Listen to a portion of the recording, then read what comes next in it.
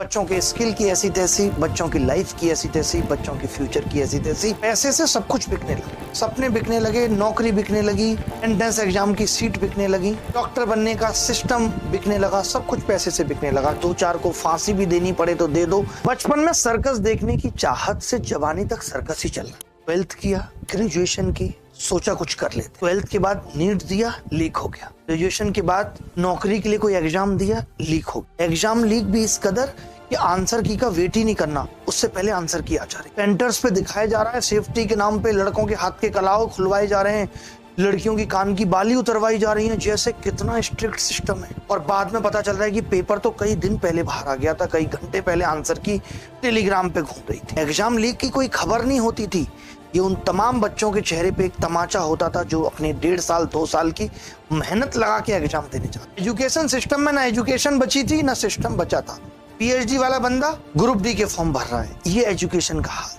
System इतना corrupt हो चुका है कि नौकरियां पैसों में बिक रही हैं, एंट्रेंस एग्जाम की सीट पैसों में बिक रही है। बच्चों के स्किल की ऐसी तैसी, बच्चों की लाइफ की ऐसी तैसी, बच्चों की फ्यूचर की ऐसी तैसी, और सरकार का इस पे कोई ध्यान। खुद प्रधानमंत्री जी परीक्षा पे चर्चा करते रहे, लीक पे कभी चर्चा नहीं की, बेरोजगारियों के दर्द पे कभी चर्चा, कभी नहीं कहा कि इनका दर्द मिटा देंगे। बस घोषणा पत्र में जरूर रहा कि लाखों करोड़ों की नौकरी दी जाएगी, बट वो रियलिटी में लाखों करोड़ों की नौकरी किसे मिली ये अभी तक किसी को नहीं पता। जिन नेताओं को जिम्मेदारी दी गई वो अपनी जिम्मेदारी से भागते रहे और बस ये कहते रहे कि साहब के नेतृत्व में हम ऐसा कर रहे हैं, साहब के नेतृत्व में हम ऐसा कर रहे हैं, बट सही मायने में किसी ने भी कुछ नहीं किया। पैसे से सब कुछ बिकने लगा, सपने बिकने लगे, नौकरी बिकने लगी, एंट्रेंस एग्जाम की सीट बिकने लगी, डॉक्टर बनने का सिस्टम बिकने लगा, सब कुछ पैसे से बिकने लगा। कहते हैं ईमान जिसे वो कुछ नोटों की कहानी है, वो आज साकार होता हुआ दिख रहा है कि ईमान। एक एग्जाम का सफर तमाम उम्र का सौदा होता है, बहुत सोच समझकर गले से लगाई जाती हैं किताबें, सब कुछ छोड़कर हम पढ़ते हैं,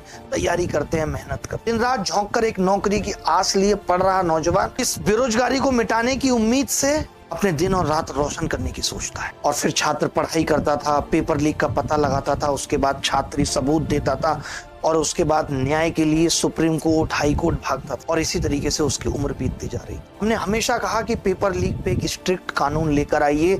जो आपने बच्चों के सपनों की हत्या की है, तो जो हत्या का कानून है वो इन पे लागू होना चाहिए। नेशनल सिक्योरिटी एक्ट इन पे लागू होना चाहिए और इनको आजीवन उम्र की सजा मिले, और 2-4 को फांसी भी देनी पड़े तो दे दो।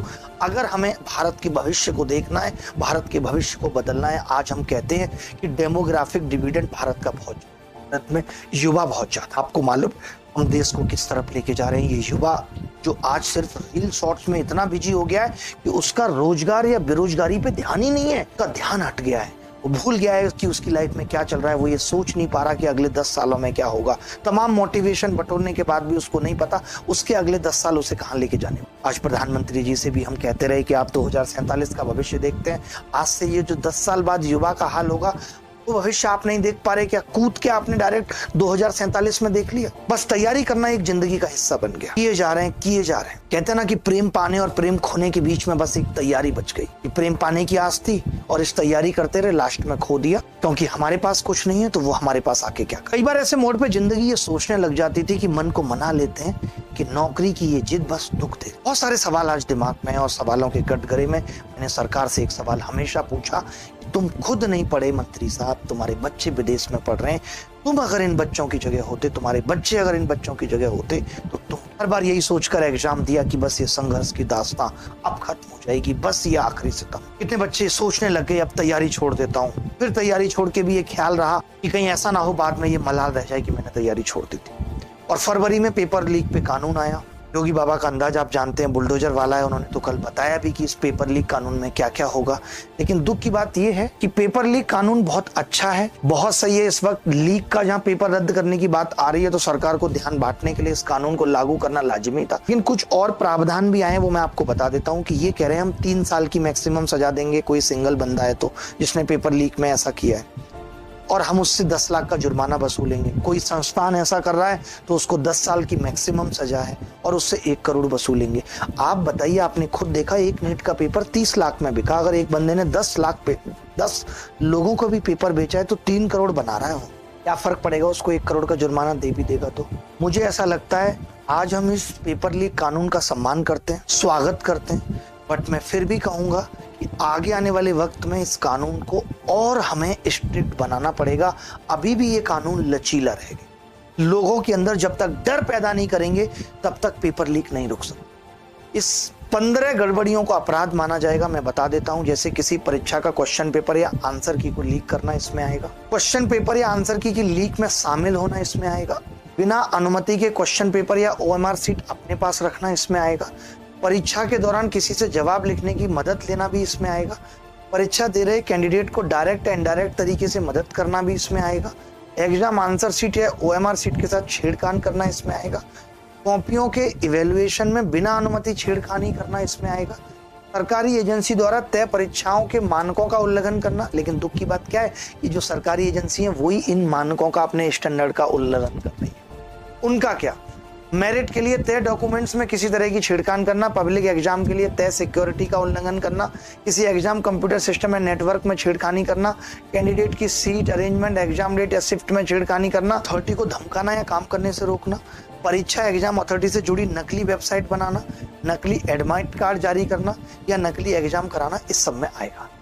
ये बिल कानून बनता है तो पुलिस को बिना किसी वारंट के संदिग्ध को गिरफ्तार करने का अधिकार होगा। आरोपियों को जमानत नहीं मिलेगी।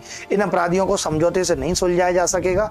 बिल में बताया गया किसी भी अपराध की जांच पुलिस उपाधीक्षक या सहायक पुलिस आयुक्त के पद से नीचे का अधिकारी नहीं करेगा, यानी IOB जो होगा वो बड़े लेवल का बंदा होगा। देखते हैं कि ये कानून किस हद तक एग्जाम लीक को रोकता है और कितना रोक पाता है, ये सब देखना होगा। और सरकार की एजेंसी के लिए 1 करोड़ रुपए का जुर्माना बहुत कम है, या किसी भी प्राइवेट एजेंसी जो काम करा रही है उसके लिए भी ये 1 करोड़ का जुर्माना वाकई बहुत कम है। ये जुर्माना बढ़ाना चाहिए, कम से कम 10 करोड़। और ये लिख दो कि उसकी सारी संपत्ति सीज कर देंगे।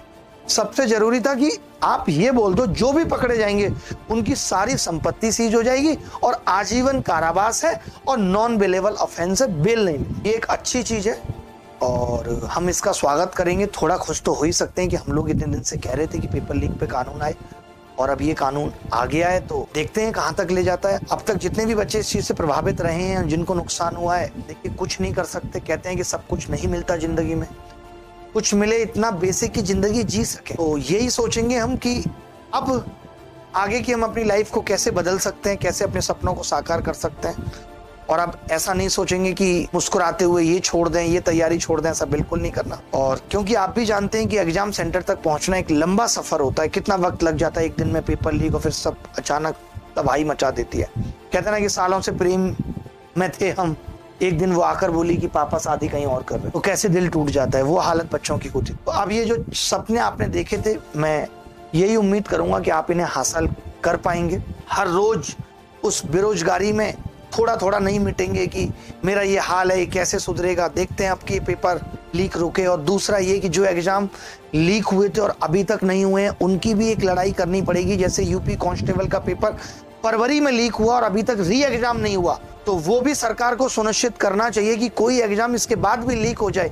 आपने पेपर कानून तो बना दिया कि कानून इन लोगों को पकड़ेगा, लेकिन जो बच्चों के साथ अन्याय हो जाएगा उसकी भरपाई कैसे करेंगे। आज हर एक बच्चे के ऊपर बाप के कंधों की जिम्मेदारी है। माँ के आंखों में बसे सपने मजबूर करते हैं पढ़ने को, वरना किसी को अच्छा नहीं लगता 20 गज के कमरे में करोड़ों की जवानी सुलगा एक युवा। तो हमने पहले भी कहा था कि हम हार नहीं मानेंगे, ढूंढ लेंगे इसका हल भी, और ढूंढ लिया है। और इस कानून को और स्ट्रिक्ट बनाने की जरूरत है, यही गुजारिश सरकार से करेंगे। कहते हैं ना कि कमजोर जब जुल्म से तंग होकर टक्कर लेने का फैसला करता है तो बड़े बड़े ताकतवर को तबाह कर देता है। सरकार तो फिर भी बहुत छोटी चीज है। ये साफ पता लगता था कि cheating is choice not a mistake. गलती नहीं थी, ये चॉइस थी जो एजेंसियां कर रही थी जानबूझ के। और सरकारी नौकरी देना सरकार की चॉइस नहीं है, रेस्पॉन्सिबिलिटी है। लोगों को एम्स में भर्ती कराना सरकार की रिस्पॉन्सिबिलिटी है, उनको डॉक्टर बनाना, इंजीनियर बनाना। ये चॉइस नहीं है गवर्नमेंट के पास। तो बस इतनी सी बात आपको बतानी थी। मेहनत करते रहिए, यही उम्मीद है कि वक्त बदलता है फिर बदलेगा, सारा जहां अपना होगा। हर बार पतझड़ के बाद पेड़ों पे पत्तियां लौटती हैं, हर सड़क चीरते हुए अपने पते पर पहुंचती है। जिंदगी में हर चीज का समय पर, एक सही समय पर होना तय है, इसलिए सब्र रखना बहुत जरूरी है। रात के बाद सुबह आती है ही, तो आपका जीवन भी निकल